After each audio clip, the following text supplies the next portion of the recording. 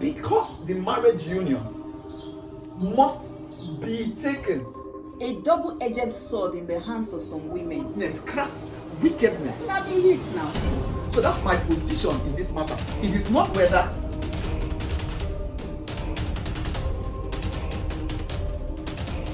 Hello people, how you doing? Welcome to another episode of Real Talk with Elo. Today we're going to be looking at some of the traditions in Delta State, Nigeria, that are kind of unfair to women. We've had other instances such as, a widow being put through inhuman acts to prove that she's not the killer of her husband. We've had female genital mutilation, and thank God a lot has been done on those. But there's something I really want to talk about today. It is called Erinmi. And Erinmi, it is something that affects a woman, a married woman that cheats on her husband. Now, I used to think of Erinmi as something else, but today we have someone here that will enlighten us and tell us more about what is Erinmi really? How does it work? So join me in welcoming Pastor Sam Umukoro. Pastor, you are welcome. Thank you very much. How are you doing? It's a pleasure to be here. So it's nice to have you here. You heard the topic. We're talking about, the practice of Erinmi. That especially we here in Delta State, it's like common knowledge, but some of us really don't know what it's about or what it's all about. So I'd like you to enlighten us. What is Erinmi? It's good to be here. I'm so grateful for inviting me to this talk show. And the subject is apt. I think it's apt. And then my role today, I think, will be shedding light on the concept of Erinmi. Yes. And among the peoples of Delta State. Yes. Erinmi, as it is the Urhobo word for spirits. Oh, okay. All right. It has also been applied to several other concepts, but primarily it is understanding that the African community or the cosmology of the African people is mainly patriarchal. Okay. All right. So it is the concept is that Africans believe that spirits are part and parcel of the everyday existence of the African people. So for the Urhobo person, the spirit ensures balance in their communities. Okay. Balance, therefore, would include the subject of justice, equity, and probity. Okay. It is also important to understand that because we are mainly a patriarchal society, mainly male-oriented community, that's how to say it. Yeah. Africans believe that in order to legislate or ensure justice amongst parties who have business to do, or that is in their day-to-day business, the spirits are called upon to be witnesses to agreements. Oh, okay. So now, in relations to marriage, spirits, being part of the community of Africans, are called to look at the agreement, the marital agreement between a man and a woman. Okay. I must also add that when we use the short term Erinmi, it's used to include the ancestors of African communities or individual families.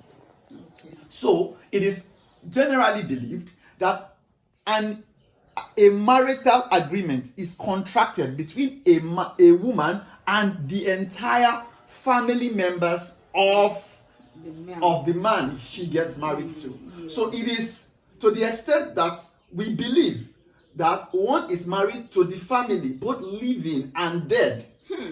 Okay, so when, here in Nigeria and in Delta State particularly, at least I'm very much aware of that, they always say when you are marrying, you're not just marrying the man, you are marrying his family. So what this entails is that you are marrying not just the living members of the family, but the ancestors of that family also. Yes. Okay, so in this whole thing being used for equity and all that, how does it, if a woman cheats on her husband, how does it affect the woman? I will say that there are different levels to the subject, really, and how it affects the entire parties involved in that marriage. First of all, if a man knows that his wife is cheating on him and deliberately feigns ignorance, it is generally believed that the consequences of the action of the woman comes on the man. Oh, okay. Another dimension to this understanding is that if the man does not know, and then he doesn't, when it is brought to his notice, decides not to investigate the process, he bears solely the responsibility of the punitive action that will be taken on, meted on the family. Okay. It is also, and there's also the other ramification. If he does not know at all, he's also going to bear the brunt. So ignorance is not an excuse. It's not an excuse. But primarily, we must also know that because the marriage union must be taken, or must be an action that is knowledge driven, that is to say, parties involved must know what marriage entails and then have the understanding. The goal, therefore, is to ensure that the both parties in this marriage are intertwined inextricably.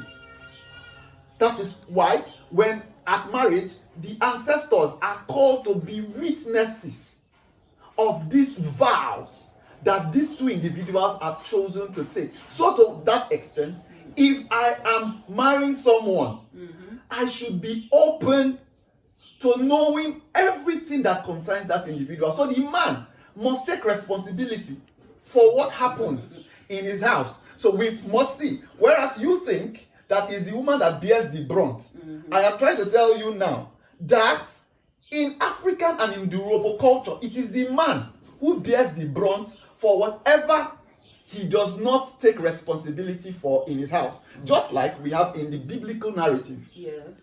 Adam and Eve. Yes. When Eve sinned, she ate the fruit first. Nothing happened to her. But at the time where the man ate the fruit, the entire family began to bear the brunt of the actions of the man. It was not the actions of the woman. It was first the action and inaction of Adam that brought man under the siege and spell of sin. So, of course, what we are saying is, just as Africa is a patriarchal society, the Hebrew community too is another very patriarchal society, where the man is responsible solely for what happens in his house. So it is important to know that the roles of the spirit is to ensure regulation and balance in African societies. That's a lot of information, but we'll be taking a break right here and we'll be right back with you.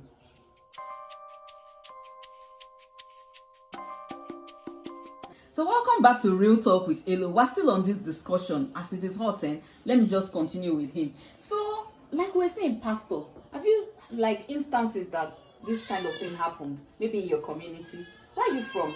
I am from Ethiope West local government area in Delta State, so I'm an Urobo man. Okay. In Ethiope West, Yes. Ogara, Yes. particularly, and around Urobo communities, there are tales Yes. of women who cheated on their husband and how that have played punitively on the entire family. But I want to say that it is not just the woman that suffers. Okay. It is the entire family that suffers. Okay. So to this extent, we will find that men have taken a lot more precaution. So that, yes, because when we use the term Eri, we look at it as what ensures the punishment. The Eris or spirits or ancestors only ensure balance, Okay. equity, and justice. But I understand that there is the latest coloration to this concept where women who sleep with other men die in the process of. Yes. So I think, in my opinion, as we are beginning to find them in Urobo communities Yes. across Delta State, is the fact that a lot of men are taking more precaution to ensure that they know what happens in and around their households. Okay. So that if the woman cheats and they don't know, they don't get to bear the brunt. Okay. You know, so for them, it is ensuring that they are responsible for what happens around So them. what do they do? So I think because in African society there are a number of spirits and they are categorized. You have benevolent spirits and then you have malevolent spirits. Yes. Benevolent spirits are part of the Eriri pantheon.